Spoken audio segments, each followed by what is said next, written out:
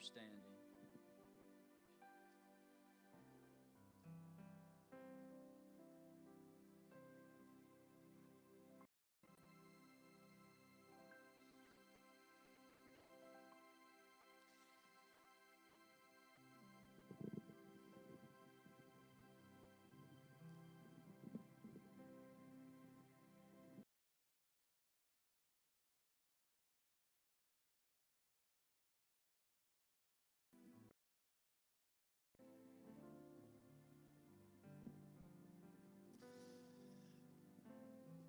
Well, we got a stripped out screw up here. So I'm just going to take the mic out and I'm going to lay it down under here.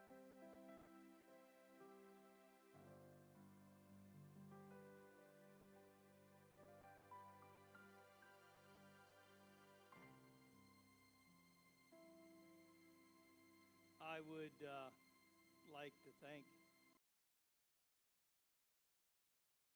song. How the words, if you could have went along and just, as you read the words, but if you, we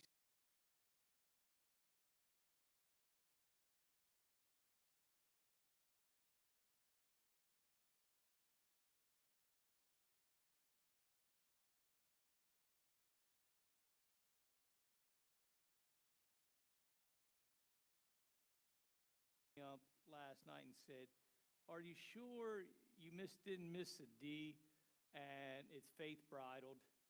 And I thought and I said, no, it's faith bridle. And I hope at the end, when we get done with this presentation, that you can see where I'm coming from and the importance of it, how it's been weighing on my heart, and I wanted to go ahead and share it with my family. I want to share it with you all to see how important faith really is and how we judge faith and what's an indicator of faith and how we're to use this faith and not only talk about faith, but live faith. Will you bow your heads with me for an added word of prayer? Our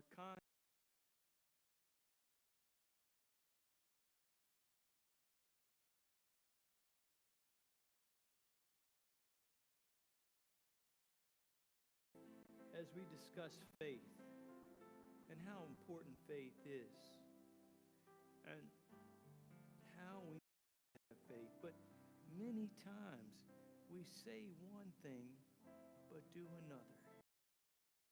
Thank you, Lord.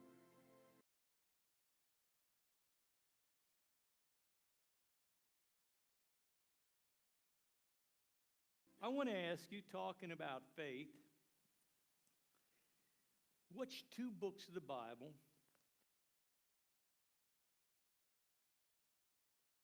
could somebody sort of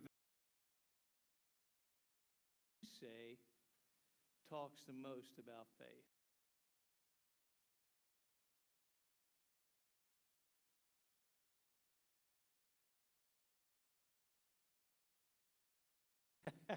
You're better.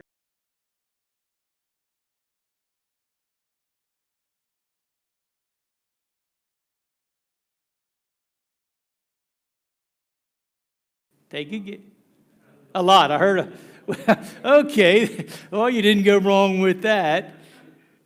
How many times do you think faith is mentioned in each one? Again, I'm not charging you.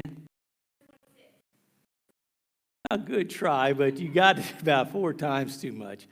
38 times in each book faith is mentioned. Now, what do you think the second one behind Revelation and Hebrews is?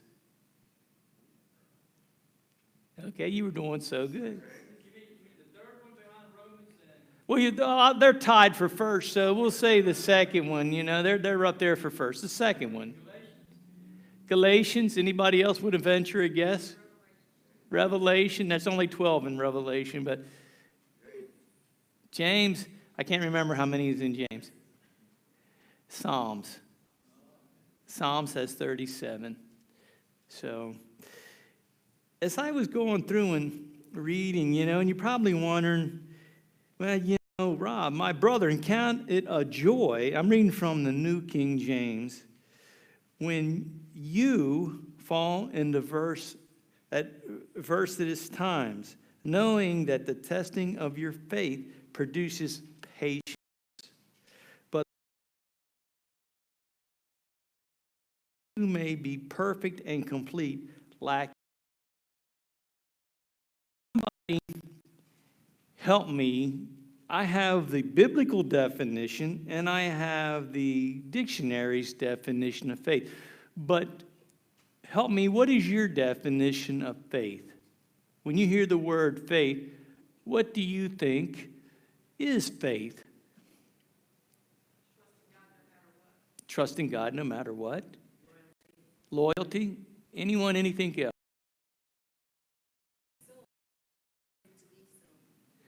Okay. Anyone else? In Hebrews 11:1. Turn there if you'd like. Hebrews 11:1 gives us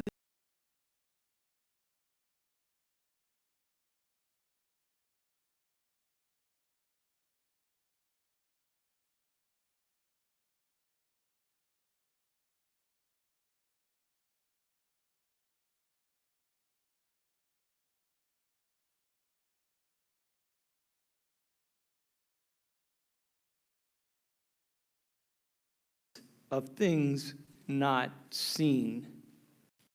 The Bible's definition. Up in the dictionary, it says a belief that is not based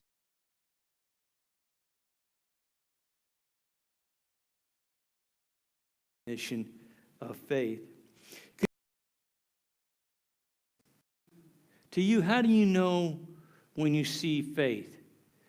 How do you know it's genuine? How do you know that what you're observing is the real McCoy? What's your standard for faith? What is your indicator that true faith, that you have true faith, or the person has true faith? Not worrying. Okay, what else? Huh? Well, that's all and good if we had him here today, but I mean, give me some of the characteristics of Job. What is Job's faith? How do you take what you read about Job and use it as your standard today when you see faith or your acts when faith is being applied in your life? He was willing to die for his Lord. I mean, even though he was shedding, I mean, his whole body was shed completely.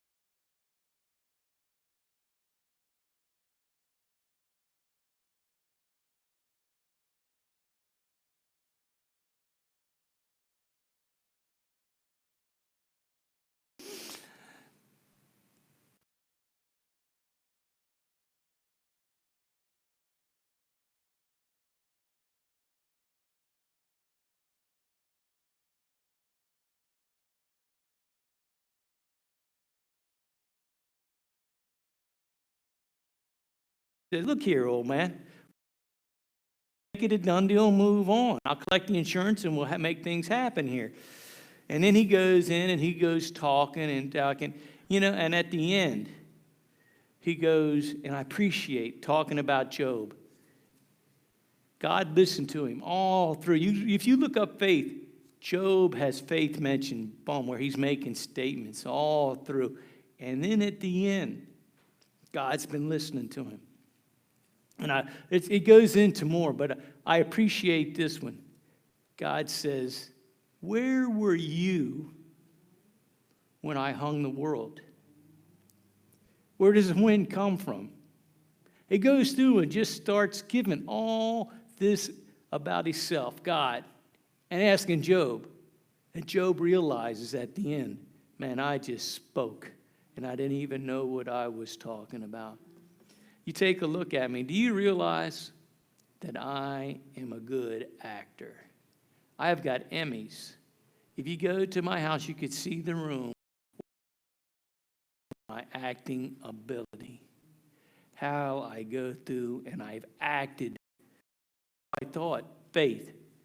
But a lot of times I was just going through playing church. And after we get done talking today, I hope that we can see how important our words and our actions are when it comes to dealing with faith. When you think of in the Bible, who would be a good example when you talk about faith? Abraham. What was he called? Father of the faithful. Turn with me to Genesis.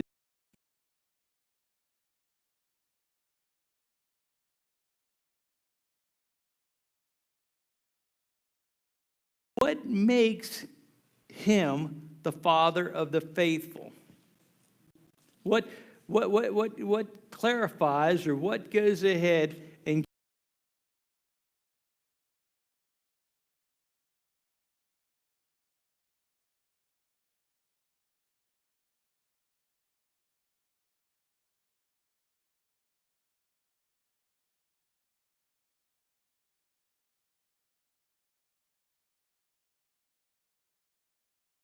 that's my sister, and it was his wife. He married a real gem of a woman. I guess she'd make a bulldog break a chain, the way she looked. So Pharaoh wanted to add her.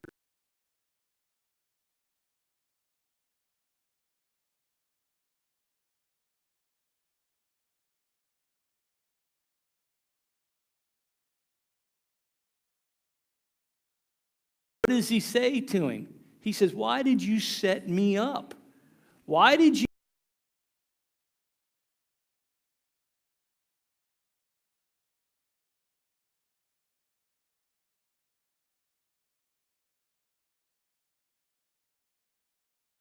Takes, and there'd be a lot more, I think, that would qualify going on down through time.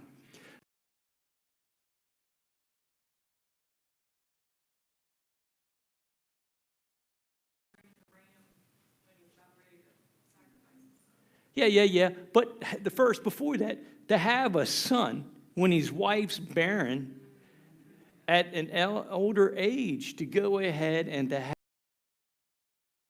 Now, how important do you think this child was to them? The child of promise. It was pretty. Now, and get into.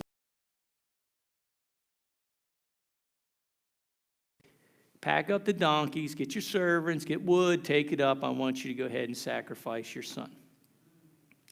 Now, in this whole repertoire or this story, where do you think the faith is?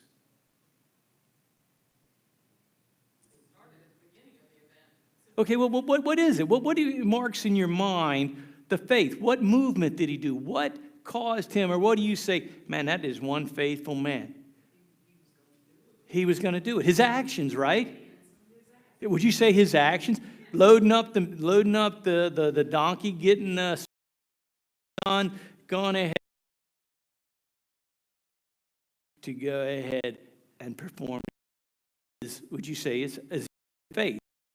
Yeah, Dean, are we going on Job? No, I'm going to say one thing.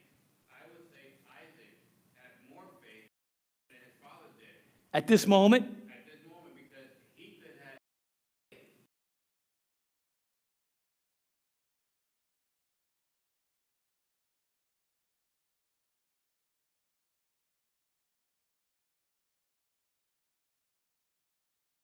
In his mind and dilly-dally and that sort of thing to decipher whether the voice is from God or not. But because he knew the voice of God, he went. Amen.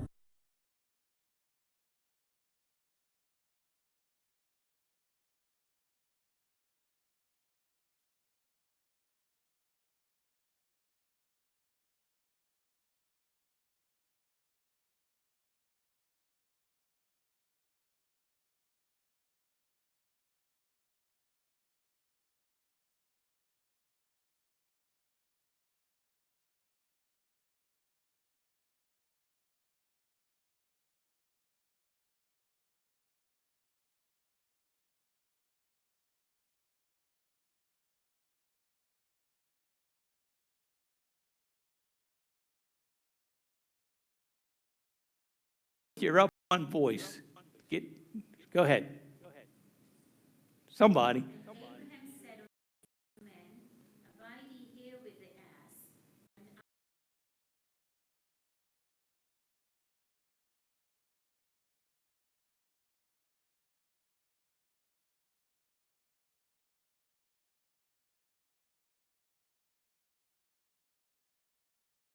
yonder and worship, and we come back to you.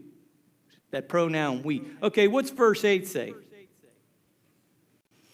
I'll read it. And Abraham said, my son, God will provide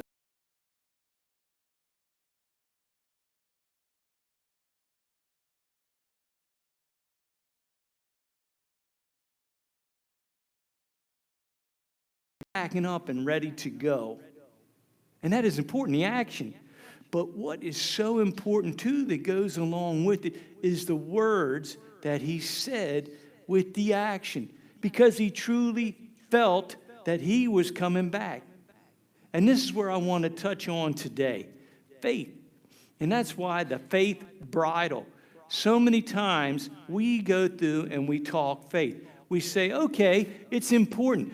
We're going to talk about, I've done it myself, come into, and we say, after the people, the brothers and sisters talk about something, and I go ahead and I say my dissertation, and and then we talk about, well, we got to step out in faith and this and that. And after the decision's made on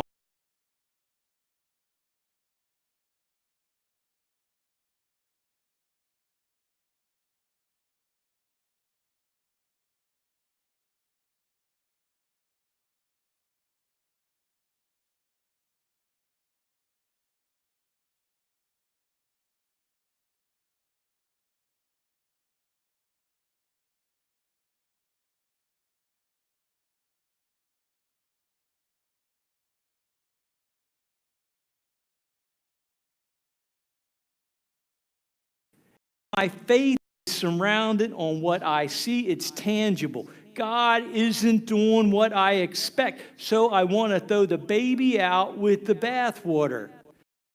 And we have got to have a relationship with the Lord so deep that if it goes against, we can't see it, but we truly trust and know that the Lord is going to answer our prayers. And let me give you, so I'm not so abstract.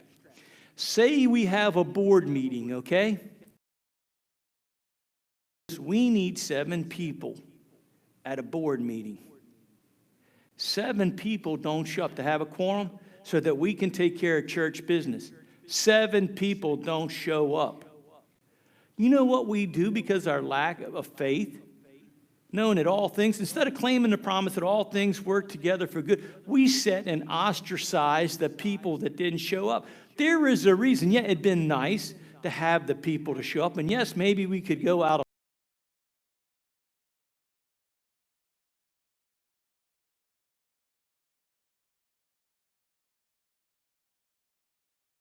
bridle our tongues and let God work and be happy with that, and not so many times thinking that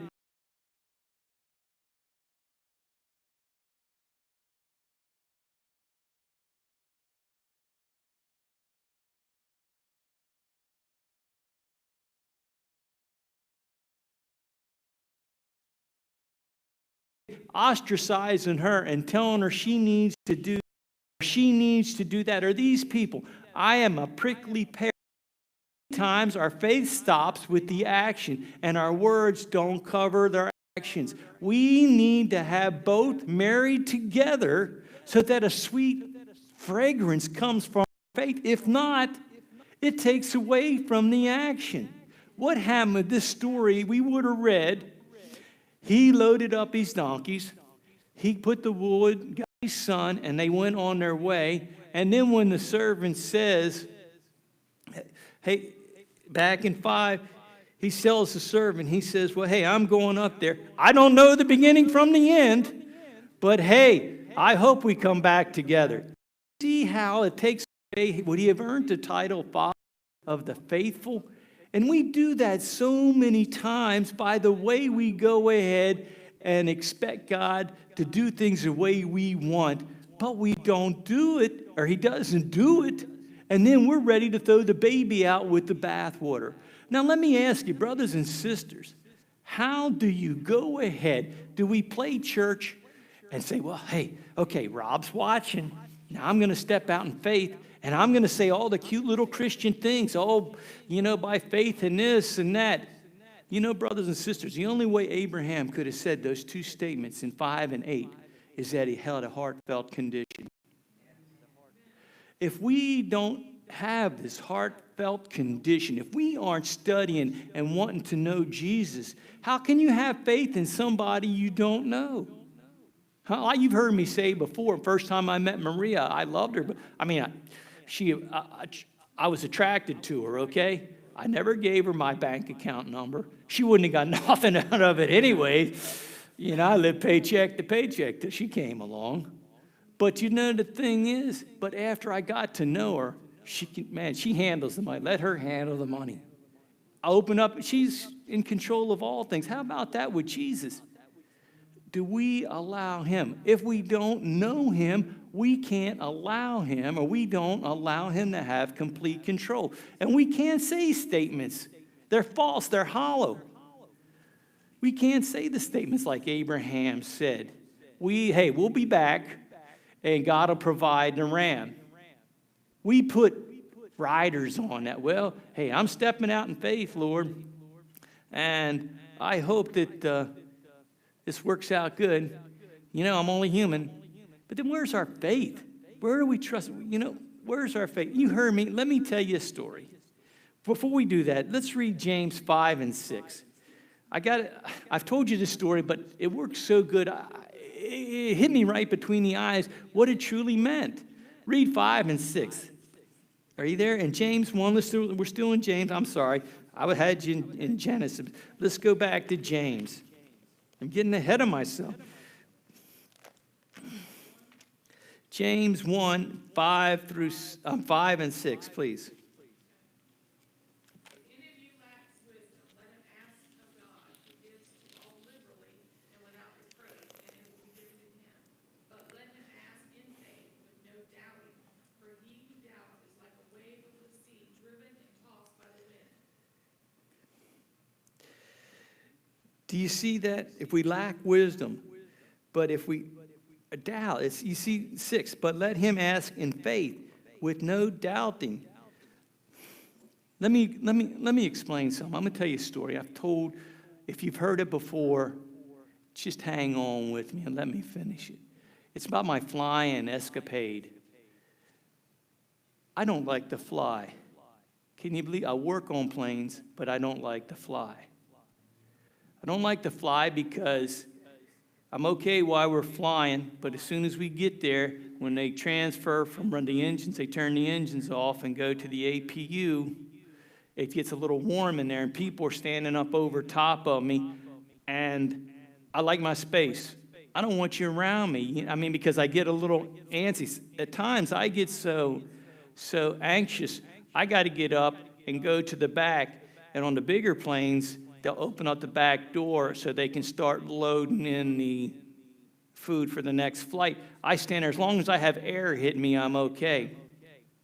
Now, I was going around and around, and you know how many times it says that we aren't to be fearful. In 1 Timothy 3:16, it talks about not to have a spirit of fear. And I claimed that promise many times before flying. I had such anxiety. When we went to Spain, I knew I needed to be with Maria, but it bothered me so, I was thinking about ditching the flight. Really, I said, what am I going to do? I get there, I'm in Madrid, or I land in Atlanta, and I go crazy. These people have me in chains, take me out in a white jacket, because I can't, it just overwhelms me, You try to push it down, and you can't. It just keeps coming back. And I said, well, I've claimed that promise. I said, Lord, you told me not to have a spirit of fear, but I still am fearful. But something, this last time, I remembered that, and it came to me. It said, Lord, you promised that I should not do it. I need you to go ahead and help me because I'm human. I can't do it. Does it show in verse 6 that I was wavering? No, before I had the act. When I said, I'll claim that was the action. But then now recently, when I did, I said, claiming this promise, but my words. I'm recognizing you as my God. It's nothing I can do to save me. I can claim that promise all day. I can claim that promise. But then I said, I'm frail. I can't do it. And do you know something? 4 landings. Atlanta, there and back. No, in New York, Atlanta, and twice in Madrid. When we went to get out, no problem. No problem. Didn't have no anxiety. Didn't worry at all. Was it because I was so good and I took some kind, I self-medicated myself and started thinking of all kinds of pretty things going through my mind? And that, it was only by the grace of God that that happens. And the point that I wanted to make, not until my actions met my words, when I claimed that promise. Before I had words, but they weren't true, heartfelt words. My faith lacked everything. I didn't have nothing. Even though I could go through and I could cite this, or I might have done this and that, my badges didn't allow me to go ahead and not have a spirit of fear. Brothers and sisters, if we're going to be overcomers, we need to go ahead and have this spirit without fear. We need to have. We can talk faith. We can say that is faith. But until we prostrate our time at his feet each and every day, asking him, laying your day out, talking to him like a friend, allowing him to come in and rule your world, we're playing church. We're going through the routines. So many times I'd get up and have my devotions, and I would go to work. I would leave my spiritual life back at home. I'd say, yeah, well, the guys at work, well, he don't cuss. Rob don't do this. Rob don't. But I was a hellion. Go in, I would deal with guys from a worldly standpoint. I would say, okay, this needs to get done. It's just good aircraft maintenance. Instead of caring about them, I'd push and talk and say things to them. And I said, Lord, how can I need to be an aircraft mechanic? That's the way I make my living, but let me be a missionary here. Let me be able to lead people to Christ. Let me have faith in you, knowing that I don't need to say these prickly things, that you got control of it. You're going to handle it. I don't need to interject my little sayings that's going to go ahead and maybe try to motivate somebody. How many times do we say these little things that just wipes out the foundation of faith? But we do it in the name of Christianity. We like to play church. We walk around, we got a little faith badge here. Look how faithful I am. I got the badge. Why you? Yeah, because you know what? I did or I'm qualified for I pay some tithe because I know I didn't have no money and I paid my We all use all these little things to go ahead and underpin our faith when really we're nothing more than a tinkling brass and a sounding cymbal that has no faith at all.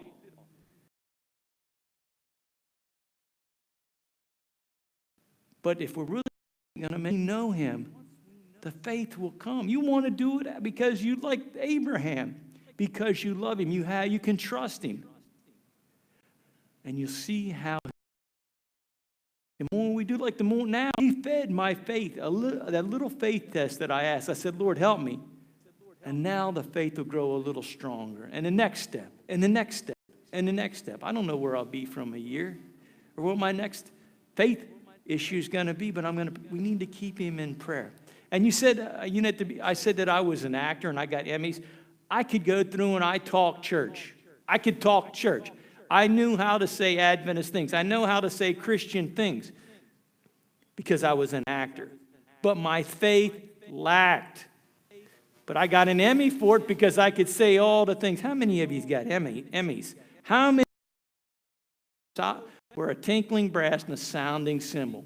We just must like our voice so much because we keep talking and not saying nothing.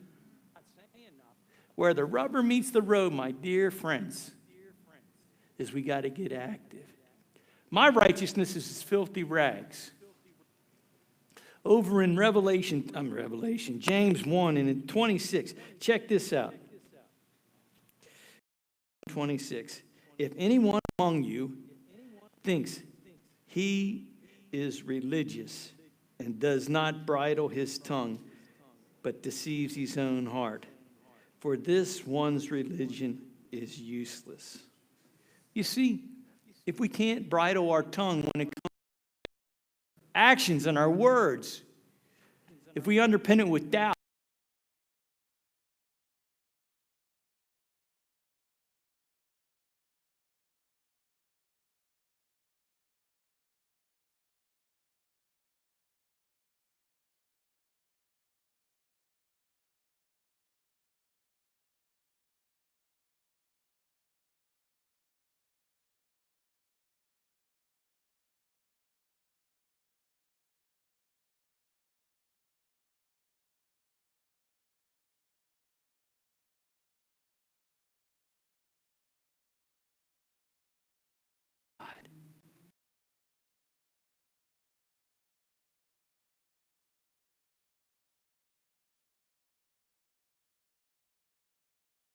so that we're not just